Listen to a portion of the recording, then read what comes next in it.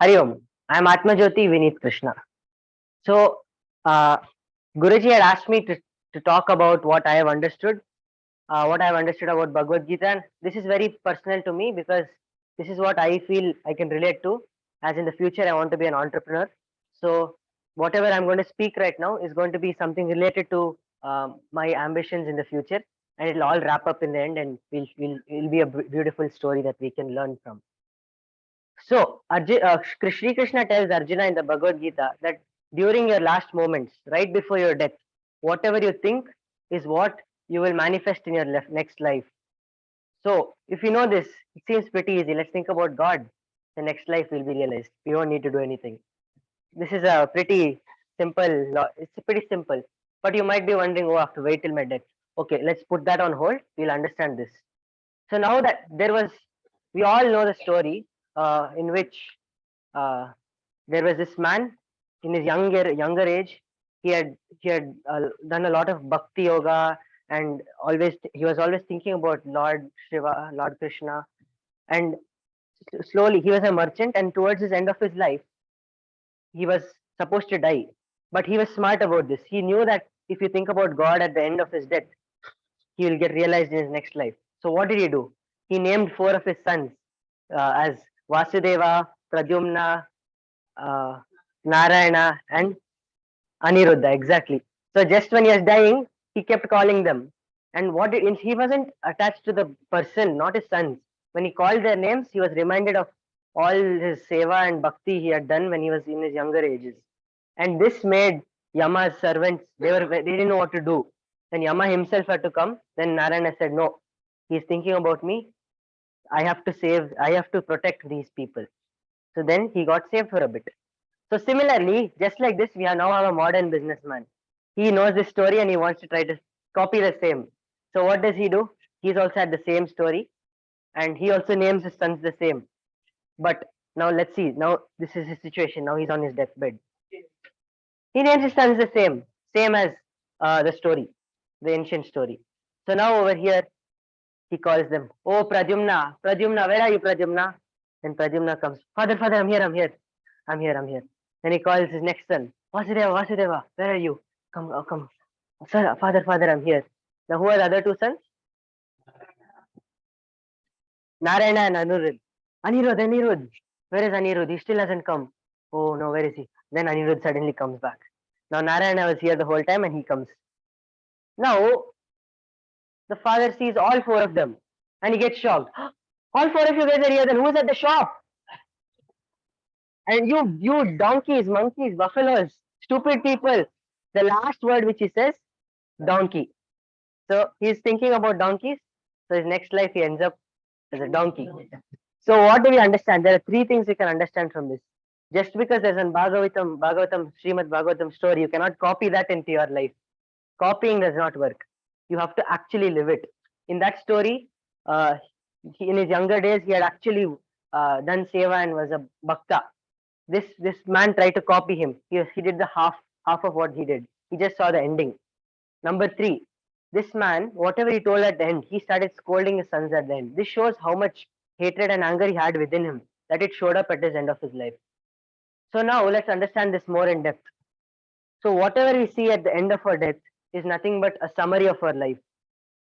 It's a quick summary. Just like how you have a news article, whichever you read, at the end of the news article you have a summary. Most news articles. And in this summary, it will only consist of the things that are inside the article. You cannot have, if you're writing about cricket, you cannot have a summary which has politics involved in it, the sports news.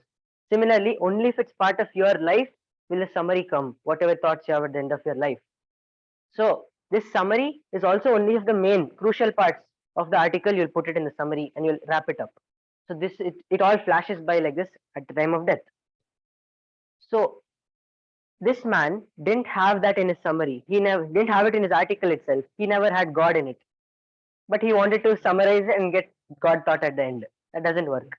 Another example. Our mind is this is our body, it's hardware. And we have our mind as a software governing it. So how do we program our mind? What is programming our mind? Basically habits. Whatever habits we have created, that and whatever we keep repeating, if you label something, I like this, I don't like this, all of this comes in the programming of your mind. So if you're always involved in spirituality and you're always thinking about God, you create that God program. Once you create that God program, it will run in your mind. So this man again, he didn't create that God program, and now he's trying to do this. So now another example of this would be, all of you guys know the YouTube algorithm. How does it recommend you? It keeps recommending, it keeps scrolling, keep watching, keep wasting time. So how does this work? If you ever thought about it, first, when you have not searched anything, it is just based on your society, based on the time. If you're from India, you'll get Indian topics, regional topics, Karnataka, like that. Then this is how when you're born, society will influence you first.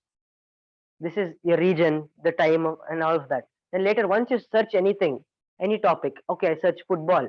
Now all of the future recommendations I get is football. Similarly, once you start involving yourself into spiritual activities and you're always into that, you keep getting that recommended. So that is again another example of the programming. Now all of us, now Guruji has come into all of it. Wherever we are hooked on and always thinking, we're always thinking on our WhatsApps. So Guruji has come there in the form of Sadguru teachings. On our YouTube, we are there. So Guruji has come in the form of that. He has his Light of the Self channel. And we want to go out. So we want to go out somewhere. We'll go to Guruji's home and we'll learn instead. We want to get a break on our weekend. So we'll go and learn, listen to Guruji's classes. So, like just like that, we have our iLeader entrepreneurship circle. So we want to, if you want to, we want to keep thinking about it, right? So we have our books which we have, and then we have our magnets because we want to keep thinking about God. So if you guys want to check, you can check that out. So, and let's get back to the topic. So now Krishna, now we understood that if you want to think of God at the end of your death, you have to know, you have to keep thinking about God throughout your life. Question comes, how can we do that, Krishna? I am a student, I'm not a monk, I cannot go sit in one corner and keep thinking about God all the time. I have to finish my worldly duties. How do I do that? Now, good thing is Krishna has an answer for all of these questions, specifically this one, how each of us can do it. So for this, Krishna says, Tasmat sarveshu kaleshu ma manusmara yudhya cha mai arpitamano buddhir mame vaishyasya samsyayaha. Again, this book is also available. So what is this? What is this? What is Krishna trying to say in this? Krishna is telling Arjuna, Arjuna, when you fight the war 100%, do it to your 100% capability. And while you're doing this, remember me. Remember me while you're fighting this war. So how does this work on us? Arjuna is fighting the war, but we have our own worldly things to do. Our duties to carry out as a student. We have to study, and we have to earn money and all of this for the worldly transactions. So this is for what is Krishna telling all of us people? He's telling us, you continue all of this, but remember that remember me all the time. Remember Ishvara Krishna. So remember that this universe is all whatever is happening through you. You are not the doer, and while you are doing it, it's all Ishvara Krishna that is happening, doing it through you. So this is what Sri Krishna is answering our question. Our question is how to think of God during our tough times.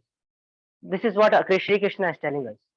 Now we'll go back to the starting of the thing where I asked you, during the death we think about whatever we think will come to our future. You might have this thought, why should I wait till my death now? This is not good. I don't want to wait till my death and all. Now here's the catch, and here is the good thing. If you keep thinking about God throughout your life, you won't have to wait till your death, right? You'll definitely attain realization by then. So Sri Krishna has given us a complete package on how we can do all of it. He's told during death you have to do this. But if you want to really do that, you have to do it throughout your whole life. And that's why this is how Sri Krishna has given us our hack to get realized. Hari Om, that's